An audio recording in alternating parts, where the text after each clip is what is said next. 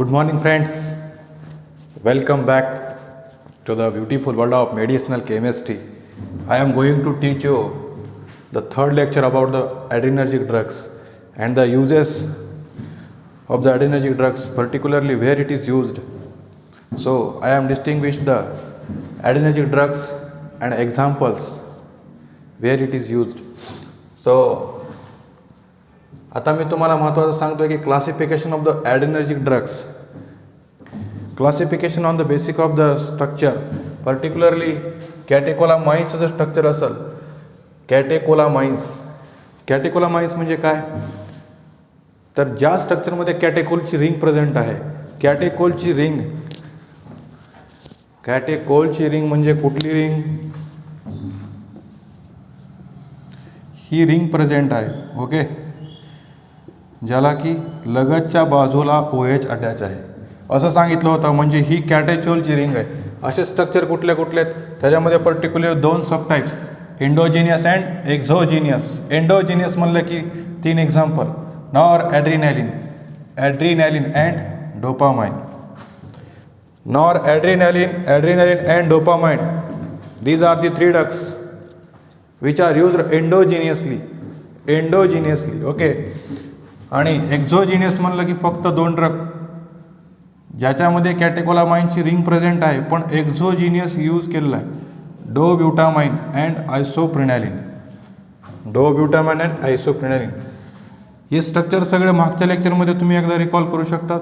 मागच्या लेक्चरमध्ये तुम्हाला सगळ्या ठिकाणी सांगितलेलं आहे. आता याच्यानंतर नॉन कॅटेकोलामाइन्स म्हणजे काय, तर ज्या स्ट्रक्चरमध्ये कॅटेकोलची रिंग प्रेझेंट नाही आहे, म्हणजेच कुठली रिंग, ही कॅटेकोलची रिंग प्रेझेंट नाही, त्या स्ट्रक्चरला काय म्हणलं मी, non catecholamine, okay. Catecholamine and non कॅटेकोलामाइन.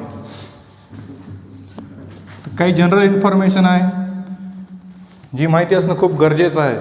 आपण खूप वेळेस ऐकलेलं आहे की ॲड्रेनालिन आहे, नॉर ॲड्रेनालिन आहे, ॲड्रेनालिन आणि नॉर ॲड्रेनालिन इमर्जन्सी हार्मोन असं सुद्धा म्हणलेलं आहे, काय म्हणलो मी, ॲड्रेनालिन, दुसरं नॉर ॲड्रेनालिन. तुम्ही असं पण ऐकलं असेल इपिनेफ्रिन, नॉर इपिनेफ्रिन. तर ॲड्रेनालिनचं दुसरं नाव आहे epinephrine. Adrenaline or epinephrine, it is obtained from amino acid that is called as tyrosine. Tyrosine is a amino acid ज्याच्यापासून आपल्याला काय मिळालं आहे, ॲड्रेनालिन.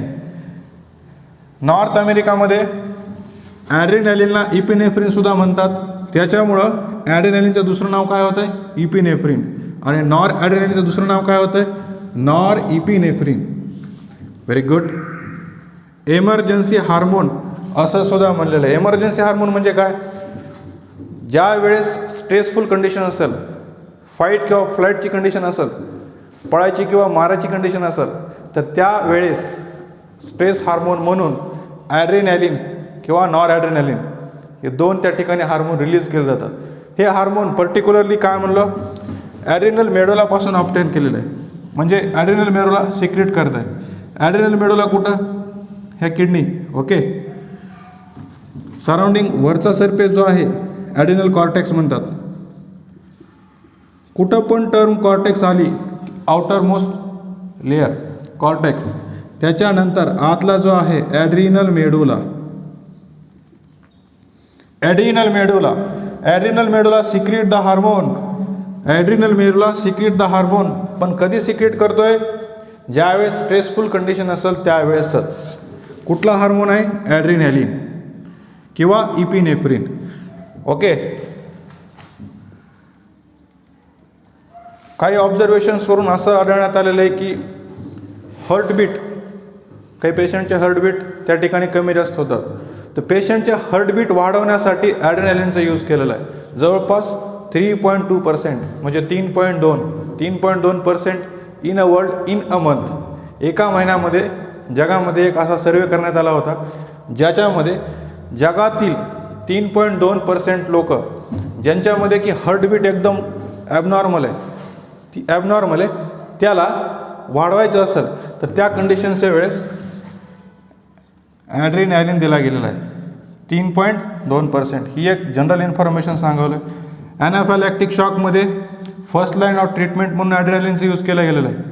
आपण स्ट्रक्चर बघितलं होतं काय की स्ट्रक्चरमध्ये असं सांगितलं होतं की नायट्रोजन ह्याच्या पुढे जर CH3 ग्रुप अटॅच असेल, इकडे कॅटेकोलची रिंग होती आठवत आहे, नंतर इथिलीनचं ब्रिज आणि नंतर काय होतं NCH3 जर असेल तर ॲड्रेनालिन, आणि ह्या नायट्रोजनला जर फक्त हायड्रोजन अटॅच असेल तर नॉर ॲड्रेनालिन. ओके. फंक्शन, आता फंक्शन काय आहे, फाईट किंवा फ्लाईटच्या कंडिशनच्या वेळेस हा स्ट्रेसफुल हार्मोन रिलीज केला जातो. कुठून? ॲड्रेनल मेडुलापासून. ॲड्रेनल मेडुलामधून स्ट्रेसफुल हार्मोन ऑप्टेन केला, पण कुठून ऑप्टेन केला आहे? Amino acid. अमायनो ॲसिडचं नाव काय? टायरोसिन. खूप महत्त्वाचं आहे, माहिती असलं पाहिजे. आणि मगवा सांगितल्याप्रमाणे नॉर्थ अमेरिकेमध्ये याला काय म्हणतात? नॉर्थ अमेरिकेमध्ये नॉर इपिनेफ्रिन. NCH3 अटॅचमेंट असेल ॲड्रेनालिन, फक्त NH अटॅचमेंट असेल तर नॉर ॲड्रेनालिन. ही जनरल इन्फॉर्मेशन आहे. याच्यानंतर class of drugs and examples.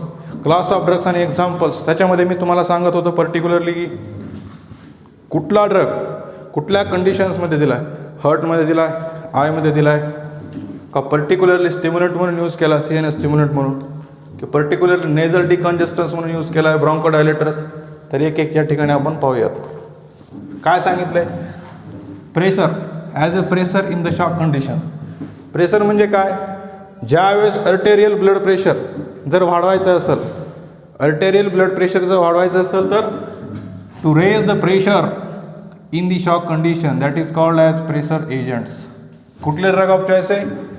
लक्षातच ठेवायचं, पाठच करायचं. डोपामाइन आहे, नॉर ॲड्रेनालिन आहे, इपिनेफ्रिन आहे, फिनिलिफ्रिन आहे, मेथॉक्झिमाइन आहे आणि मिफेंटॅमाइन आहे. ॲज अ प्रेशर म्हणून यूज केला आहे. नंतर आहे as a cardiac stimulant. Cardiac शब्द आला की हर्ट, ओनली हर्ट. ओके. हर्टमध्ये कुठले दिलेले आहेत? ॲड्रेनालिन, डोपामाइन, डोब्युटामाइन आणि आयसोप्रेनालिन. हे 4 आहेत. नंतर आहे ॲज अ ब्रॉन्कोडायलेटर्स. ब्रॉन्कोडायलेटर्स म्हणले की लंग कंडिशन्स. ओके. त्या ठिकाणी कुठला आहे? साल्ब्युटामॉल. साल्ब्युटामॉलला दुसरं नाव काय आहे? अल्बुटेरॉल. नंतर आहे टरब्युटॅलिन, सॅल्मिटेरॉल आणि फॉर्मिटेरॉल. नंतर आहे नेसल डिकॉन्जेस्टन्स. ओके. त्याच्यामध्ये कुठं? फिनिलेफ्रिन, झायलोमेटाझोलिन, नॅफॅझोलिन, ऑक्सिमेटाझोलिन आणि सिडोइफिड्रिन. नंतर आहे CNS स्टिम्युलंट. लक्षातच ठेवायचं, पाठच करायचं, याला काही पर्याय नसतो. CNS स्टिम्युलंट म्हणून modafinil, amphetamine and mephentermine. These are the 3 drugs which is used as a CNS stimulant. Okay. CNS म्हणजे की brain and spinal cord. Okay. नंतर ॲज ॲनोरेक्टिक्स म्हणजे काय? जर लॉस ऑफ ॲपेटाईट होत असेल, म्हणजे भूक लागण्याचं जर प्रमाण असेल तर ती भूक प्रोड्यूस करायचे. काय म्हणताय? The drug of choice for the producing the loss of appetite that is called as anorectics. म्हणजे भूक जी आहे ती मिटवायची, तर त्यासाठी ॲनोरेक्टिक्स म्हणून कुठलं गेलं आहे? सिब्युट्रामाइन आहे, मॅझिंडॉल आहे आणि phentermine. These are the 3 drug of choice. Non uterine relaxants. युटेरसला रिलॅक्स करायचं. ओके. Uterine relaxants 4. रिटोड्रिन आहे, आयसोझुप्रिन आहे, साल्ब्युटामॉल आहे, टरब्युटॅलिन आहे. प्रोनाऊन्सिएशन कसं करायचं तुमच्यावरती डिपेंड आहे.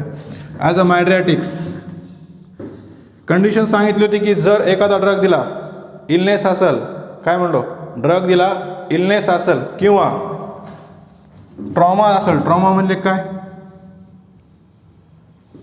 आपण 3 कंडिशन सांगितलं होतं. ओके. ड्रग दिला, इलनेस किंवा ट्रॉमा.